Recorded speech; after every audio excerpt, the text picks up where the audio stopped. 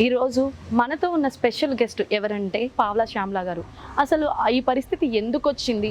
బతకాలని కోరిక లేదండి. అడిగే నిన్ను ప్రాణం ఎందుకిచ్చావు? మీ అమ్మాయి సంగతి మాకొద్దు. మీరు పోతే ఆ 2 లక్షలు మీ అమ్మాయికి ఇస్తాం. ఎంతమంది మోసాలు చేశారో మీకు చెప్పలేను నేను. మీకు చిరంజీవి గారు మా అసోసియేషన్ కార్డు తీసుకున్నారు, ఆయన పట్టించుకుంటున్నారు అన్న వార్తలు ఎక్కువగా వినిపించాయి. అది ఎంతవరకు నిజమమ్మా? ఆయన కార్డు కట్టిన మాట నిజమే. 2 లక్షలు మా ఇస్తారు, మిగతాది మీరే పెట్టుకోవాలి.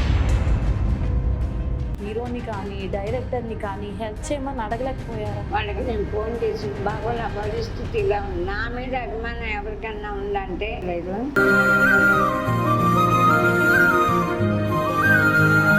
చుట్టాలు కూడా లేరా అమ్మా మీకు? అందరు అవాయిడ్ చేసేసారు.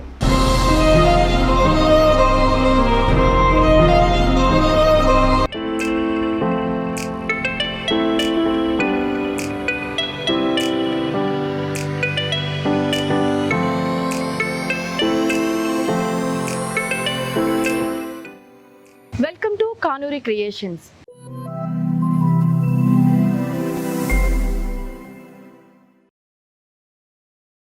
ఈరోజు మనతో ఉన్న స్పెషల్ గెస్ట్ ఎవరంటే గోపీచంద్, జూనియర్ ఎన్టీఆర్ ఇలాంటి చాలామంది హీరోలకి బిగ్గెస్ట్ హిట్ ఇచ్చి ఇప్పుడు ఇలా వృద్ధాశ్రమంలో ఉండాల్సిన పరిస్థితి తెచ్చుకున్నారు పావలా శ్యామ్లా గారు.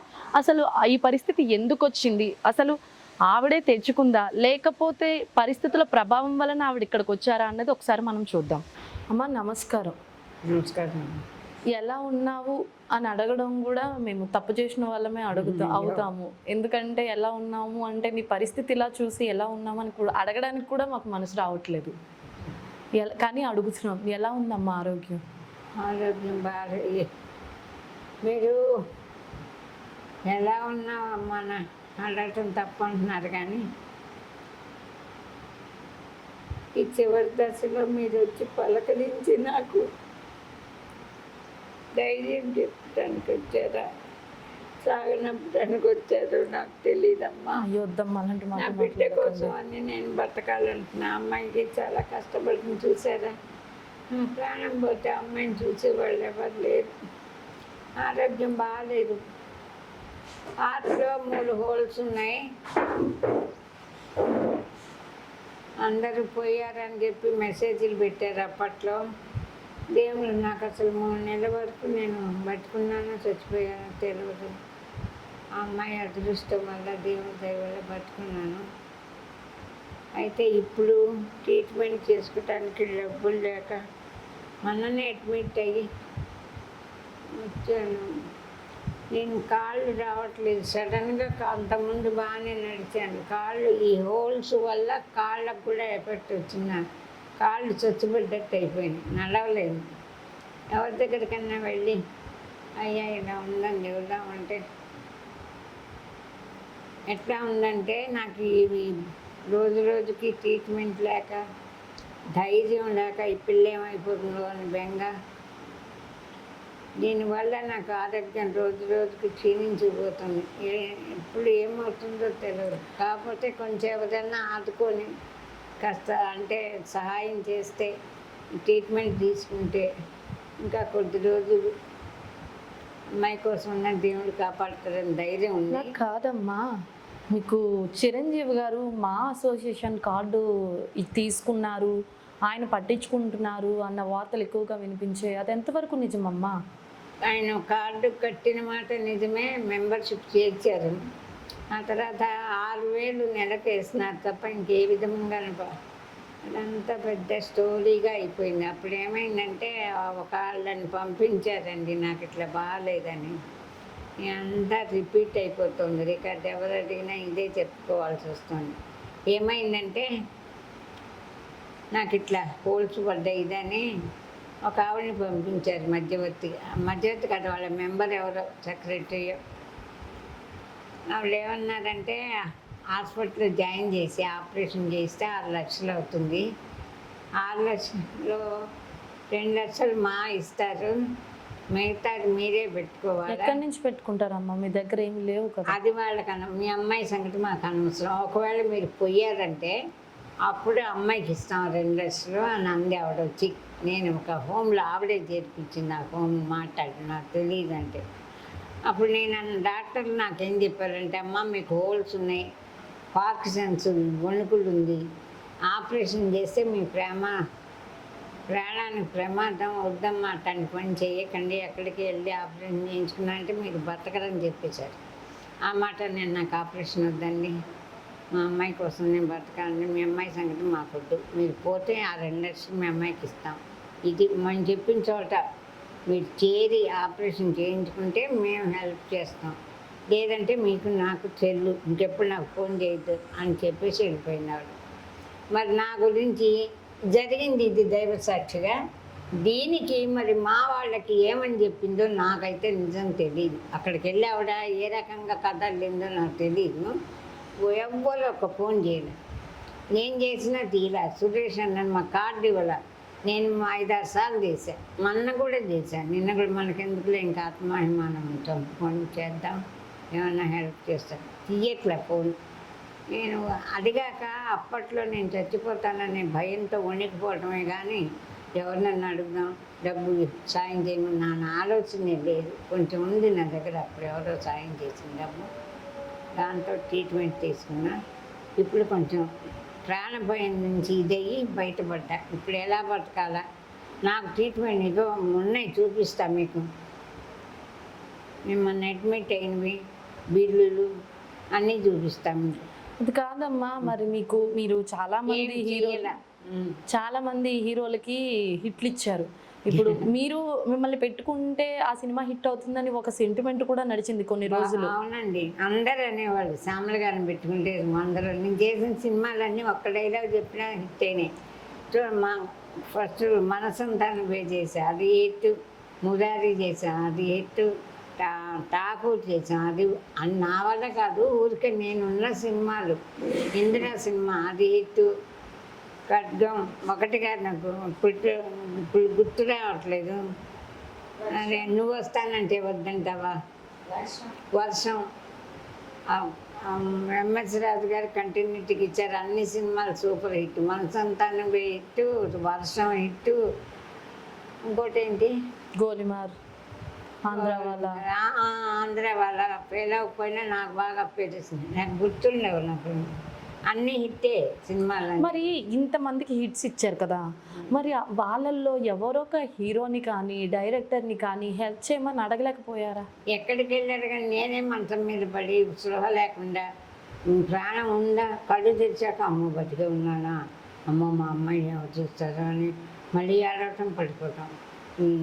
దిక్కు లేకుండా బతుకుతాననే నమ్మకమే లేకుండా బతికినప్పుడు ఎవరి దగ్గరికి వెళ్ళి ఎత్తకమన్నారు? నా ఆరోగ్యం బాగాలేదు, నా శరీరం సహకరించట్లేదు, నా ఒంట్లో బాగాలేదు. ఆ పిల్ల పడిపోయి యాక్సిడెంట్ అయ్యి 3 రాడ్లు వేశారు. పీజీ తరపు చేయించలేక వదిలేసా. అమ్మాయికి కాళ్ళు లేవు. ఎవరు ఎక్కడికి వెళ్ళమంటారు? ఎవరి ఫోన్ మా వాళ్ళు నాకు బుక్ ఇవ్వలేదు, అయినా ఆ నెంబర్లు పనిచేయవండి. నాకున్న అనుభవంతో సినిమా వాళ్ళ నెంబర్లు ఏవి కరెక్ట్ కాదు. వాళ్ళకి వేరే పర్సనల్ నెంబర్ ఉంటాయి, అవి నాకు తెలీదు. వాళ్ళకి నేను ఫోన్ చేసి, బాబు నా పరిస్థితి ఇలా ఉంది, నా మీద అభిమానం ఎవరికన్నా ఉందంటే, నేను మొదటి నుంచి నాటక రంగంలో నుంచి సినిమా ఫీల్డ్కి వచ్చాను. అక్కడే చాలా పేరు తెచ్చుకొని వచ్చాను, చాలా సన్మానాలు తెచ్చుకొని. పావలా శ్యామల అనేది ఆ పావలా నాటికలో 300 సార్లు ప్రపంచం అంతా, ఢిల్లీ, బొంబాయి, కలకత్తా అన్ని చోట్ల బహుమతులు పొందితే సాక్షరంగారావు చౌకర్ జానకి అన్నట్టు ఆ నాటకంలో పావలా నిక్నేమ్. కానీ మేము బ్రాహ్మణ్స్, నేతివారు మా ఇంటి పేరు. శ్యామల నా పేరు, ఒరిజినల్ పేరు. అది అందరికీ తెలియదు.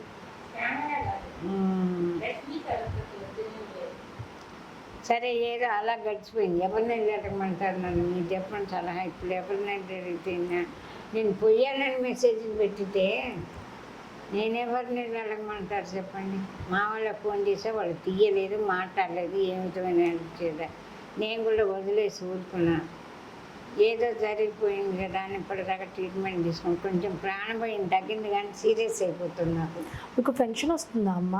పెన్షన్ మరి అది చెప్పడం మర్చిపోయా. ఎప్పుడు నేను బాగున్నప్పుడే ఎవరో నా గురించి అయితే కేసీఆర్ గారు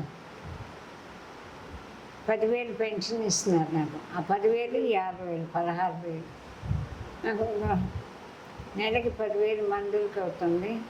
హాస్పిటల్కి వెళ్ళి వస్తే నడవలేను, ఆటోలో ఎక్కలేను, క్యాబ్ కావాలి. హాస్పిటల్కి వెళ్ళినప్పుడల్లా 5,000, 6,000 అవుతుంది.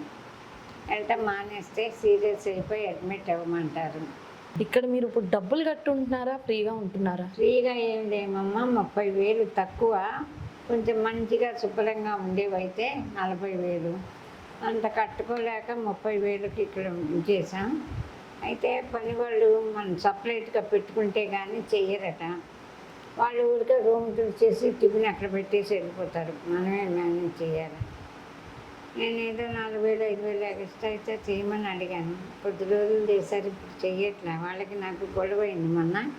అందులో ఒక అబ్బాయి, మేమేంటంటే చాలా చావటానికి సిద్ధంగా ఉన్నాము. అయ్యో అమ్మ అలా అనకండి. కానీ వెజ్ చచ్చిపోవటానికి సిద్ధపడుతున్నాం కానీ ఇద్దరు అమ్మాయి నేను వెజ్ అవ్వలేకపోతున్నాం, చేసుకోలేము, లేచి నిలబడలేము. ఎలా చేసుకుంటాం పని అమ్మాయికి 20,000 ఇచ్చి పర్సనల్గా పెట్టుకుంటేనే చేస్తారట పనులు.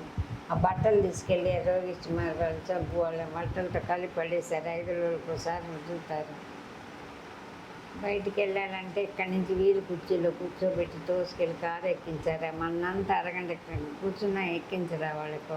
ఆవిడ మంచి ఆవిడ ఉంటేనే ఇక్కడ ఉండగలుగుతాం. ఆవిడండి వెళ్ళు అంటే వచ్చి చేస్తారు. ఆవిడ లేకపోతే అస్సలు మాట్లాడరు ఎవరి పని వాళ్ళు. వాళ్ళకి సపరేట్గా పెట్టుకోలేదని కోపము, ఇంకేం కోపం.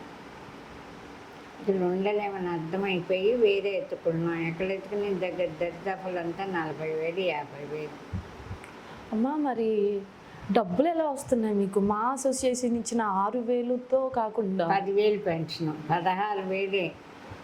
ఇప్పటి మొన్నటి నెల వరకు ఒకసారి ఈనాడులో వేశారు పేపర్లో ఒక ఇంటర్వ్యూ. సంవత్సరం క్రితం ఎప్పుడో ఒకసారి ఇదే EMIకి ఆపరేషన్ అయినప్పుడు ఇంటర్వ్యూ. అప్పుడు కొంతమంది హెల్ప్ చేశారండి. అప్పుడే 4 లక్షలు 3 లక్షల పైన వచ్చినాయి. అవి బ్యాంకులో వేసి పెట్టుకున్నాం. ఇలా ఉందని తెలిసి ఎవరన్నా సాయం చేసారు. మా ఎవరో సైనిక పోయేటువంటి ఎవరో వీడియో చూసి ఎవరైనా అకౌంట్లో వేస్తే ఆ డబ్బులు డాక్టర్ కట్టి మందులు తెచ్చుకోవటం, లేకపోతే అట్లా ఏడుస్తూ పడిపోతాం. వీళ్ళకి కూడా కట్టలేకపోయినాను ఈ నెల రూము. అందుకనే వీళ్ళు ఇట్లా తిండి పెట్టకుండా 2ంటికి 3ంటికి పచ్చడి కూర లేకుండా పెడుతున్నారు. అవి తిని 10 మాత్రలు పొద్దున మాత్రలు, మధ్యాహ్నం 10 మాత్రలు, సాయంత్రం.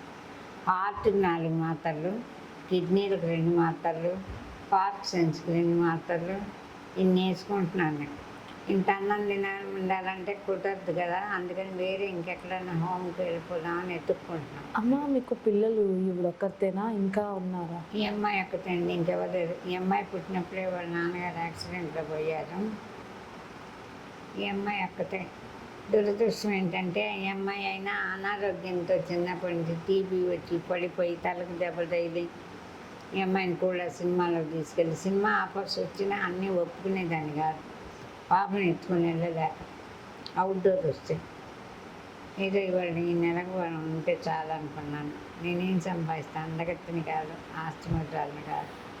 నేనేం సంపాదించలేదమ్మా, ఏదో కొద్దిగా దాచుకున్నామంటే ఈ రోగం ఇట్లా వచ్చింది. అంటే మీ చుట్టాలు కూడా లేరా అమ్మ మీకు? ఎవ్వరు లేరండి. మేము బ్రాహ్మణం కదా, సినిమా నాటకాలు వేస్తున్నామని అందరూ అవాయిడ్ చేసేసారు. అప్పుడు మాట్లాడలేదు, ఎవరు రాలేదు. ఇప్పుడు ఎవరు పోయారు. మా అక్కయ్య గారు ఉన్న నాళ్ళు కొంచెం నాన్నగారు చిన్నప్పుడే అమ్మ. మా చుట్టాలు వాళ్ళు ఎవరు పట్టించుకోవట్లేదు. సినిమాలు నాటకాలు వేస్తే తప్పు మా ఇళ్ళల్లో.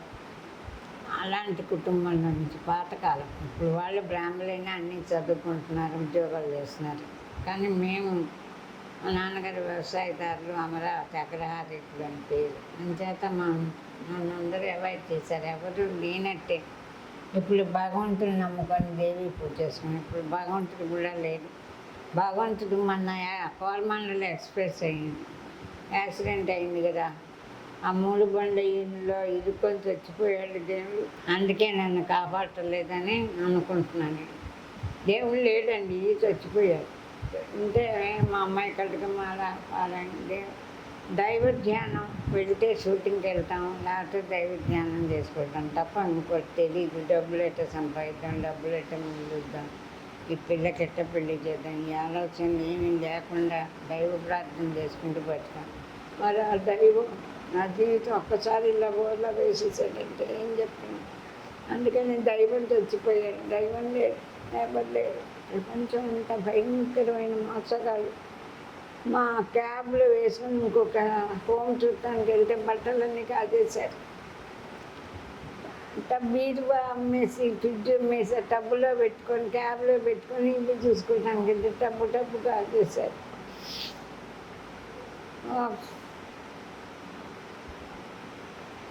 ఏమనంతా ఏం చెప్పలేనండి. ఇంకా ఇవా విసుకొచ్చింది నాకు.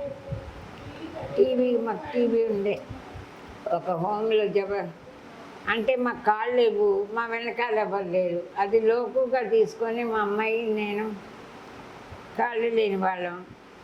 నాకు 2 నెలలు అద్దె కట్టాలా, టీవీ ఉంచేసుకోండి అని చెప్పి 2 నెలలు అడ్వాన్స్ ఇమ్మంటారు అందరూ హోమ్లో. మేము ఇవ్వలేమండి, 1 నెలలే కడతామంటే సరే అనేవాళ్ళు ఉన్నారు కొంతమంది. అలా చేర్చుకొని 3వ రోజే మసాలా వేసి పెట్టి భోజనం సరిగ్గా పెట్టకుండా చేస్తుంటే సరే మేము వెళ్ళిపోతామండి, ఇట్లా ఈ అన్నం తిని ఉండలేము అంటే నాకు 2 నెలలు కట్టమన్నాను, 1 నెలలే కట్టారు. అందుకని టీవీ లాగేసుకుంటున్నాను నేను, ఎవరితో చెప్పుకుంటామని టీవీ చేసుకున్నాను. వాడికి 3 హోములు ఉన్నాయి, పని వాళ్ళు.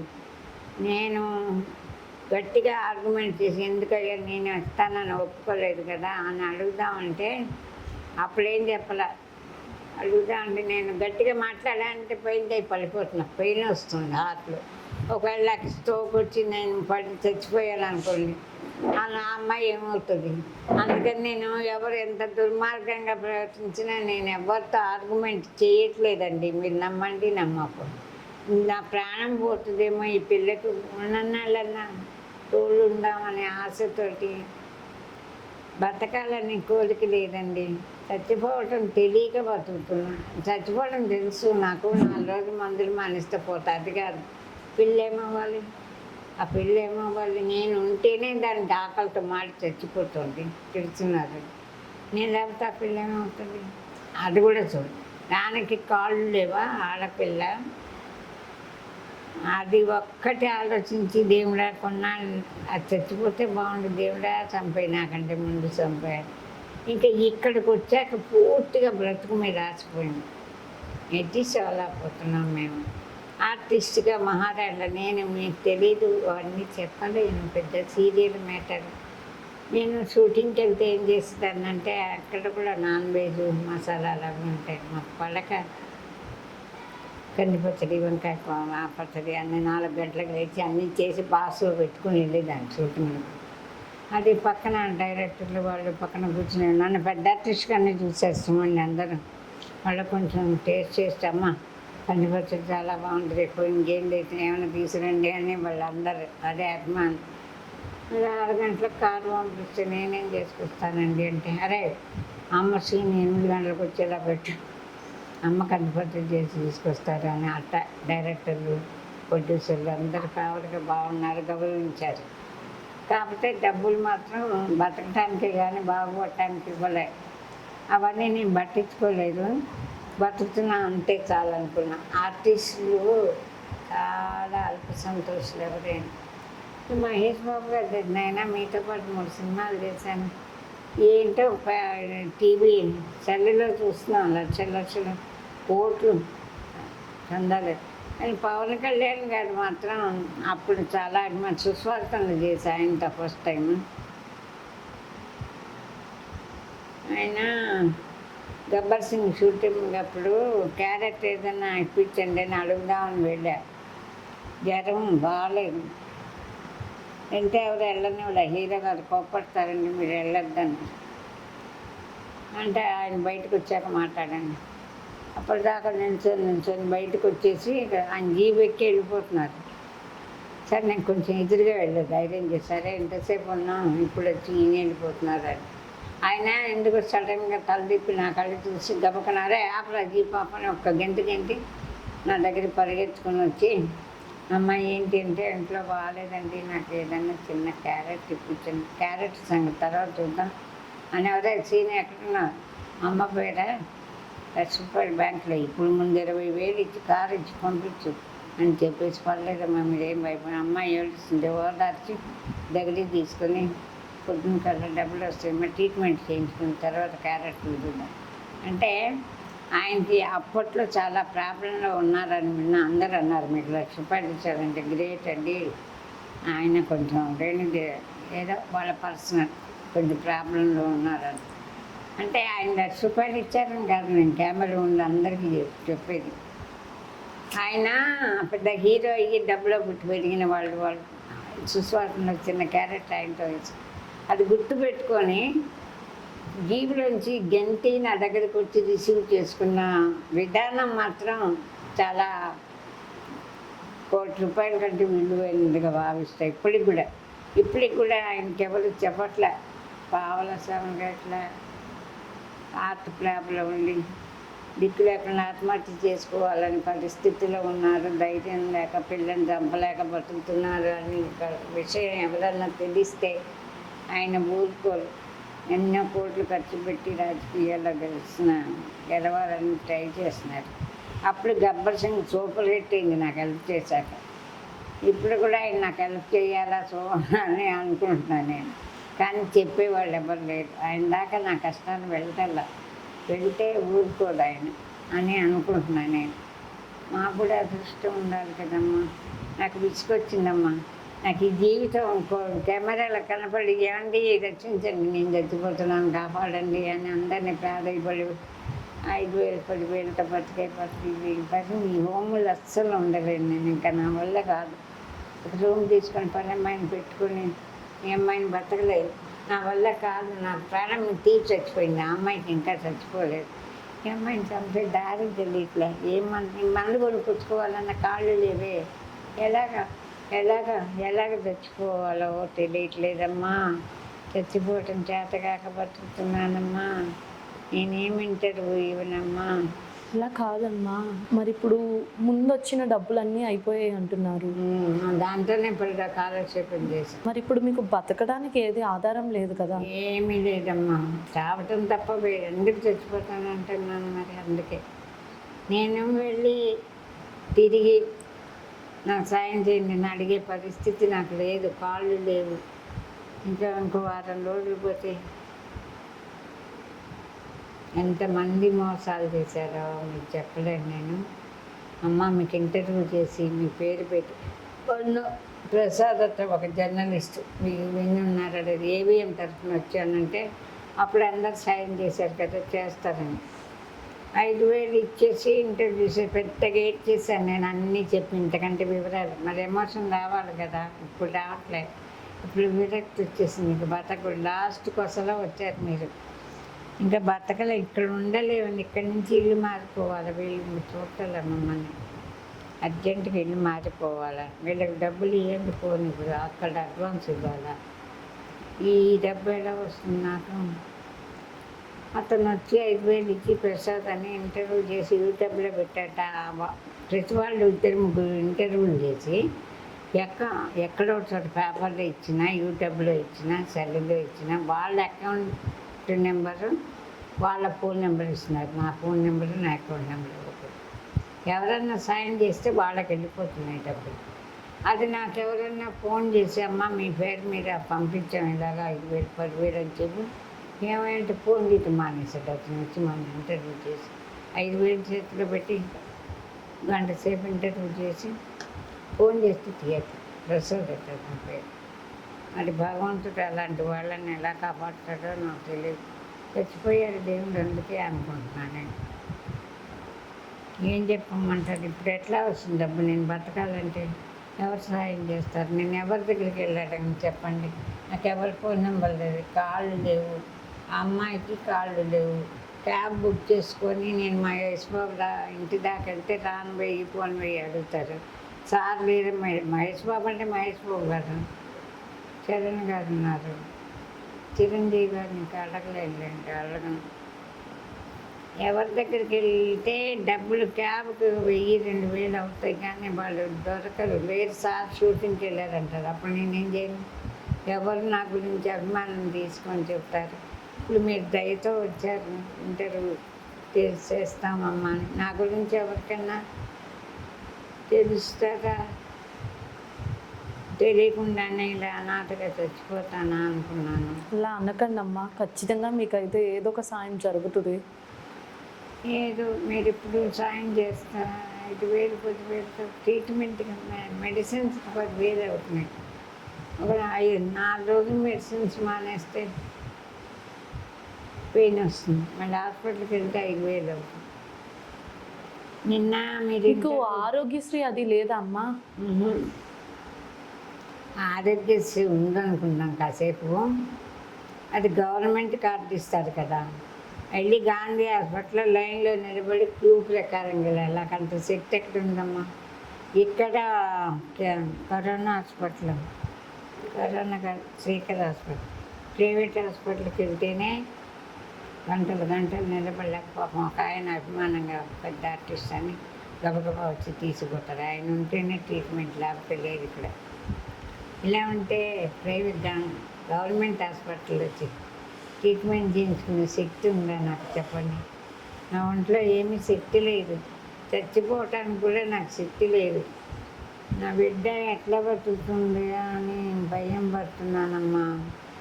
అందుకే బతుకున్నాను తల్లి.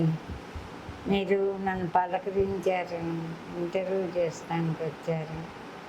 ఇంకా మీకు మనసు ఉంది, మనీ లేదు. మీకు ఆ సినిమా వాళ్ళ కోట్లు ఉంటే మీరు నాకు కష్టాన్ని వెంటనే తుడిచేసేవాళ్ళు. కానీ భగవంతుడు మీకు మనీ ఇచ్చారు కానీ మనీ ఇవ్వలేదు, మనసు ఇచ్చారు కానీ ఏం చేస్తాం? మీరు మీ మంచి మనసుకి కష్టంలో ఉన్న నాకు పలకరించి ధైర్యం చెప్తున్నారు. ఎంతో కృతజ్ఞతలు తెలియజేస్తున్నాను. చాలా సంతోషం. ఎక్కడికి వెళ్ళి అడగమంటారు? నడవలేను, డబ్బులు కావాలి. అమ్మా మీరు ఇప్పుడు ఏం కోరుకుంటున్నారు చెప్పండి? ఎవరన్నా సాయం చేస్తే కొన్నాళ్ళు ఆత్మహత్య చేసుకోకుండా బతుకుతాను. ట్రీట్మెంట్ చేయించుకొని బలానికి మంచి హౌస్లో ఉండాలి. ఇట్లా కాకుండా దీని మీద పడుకోలేకపోతున్నాను. ఈ రెండు కిడ్నీలు ప్రాబ్లంలో ఉన్నాయి, ముడుచుకుపోయి. దీని మీద పడుకుంటే ఏం బాగుంటుంది చూడండి. కరెక్ట్ లేదు, ఏం లేదు. దీనికే 30,000 పడుతుంది. నాకు ఎక్కడి నుంచి వస్తే నేను సంపాదించిన మెత్తటి పొద్దు మీద పొద్దున దుప్పటి, సాయంత్రం దుప్పటి వేసుకుని ఆర్టిస్ట్గా హాయిగా షూటింగ్ నుంచి వచ్చి రిలాక్స్గా దర్జాగా పడుతుంది. కానీ పని అమ్మాయి అయితే కాళ్ళు కూడా పట్టేది. అట్లా బతికి ఇప్పుడు దీని మీద పడుకొని వీళ్ళు పెట్టి చారు అన్నం తిని బతకటం అంటే నాకు భయంకరంగా ఉంది. ఈ సంఖ్యలాగా భగవంతుడు ఈ పిల్లగా నాకు ఆరోగ్యవంతురాలు అయితే నాకు నన్ను బతుకుతున్నాడు. ఏడుస్తుంది. మిమ్మల్ని అడిగి టిఫిన్ తెప్పించుకొని ఇప్పుడు తిన్నా మసాలా దోశ బాగుంది, కారంగా నోడు బాగుంది. నిన్న మీరు ఫోన్ చేసినప్పటికీ ఒళ్ళంతా ఇలాగ వచ్చేస్తుంది, ఆకలి దహించుకుపోతుంది. టాబ్లెట్ వేసుకుని ఉండలేక అమ్మ ఆన్లైన్లో కొంచెం ఫుడ్ బుక్ చేసి పంపించరా అని అడిగాను. పంపిస్తారేమో తినేసి నేనే మీ ఆఫీస్కి వచ్చి ఇంటర్వ్యూ ఇస్తానమ్మా అందాం అనుకొని అంత హీనంగా నేను బ్యాగ్ నిండా ఒక గోంగూర పచ్చడి, కంది పచ్చడి అన్నీ పట్టుకెళ్ళి షూటింగ్లో అందరికీ పెట్టాను. ఇవాళ నేనే అడుక్కునేసి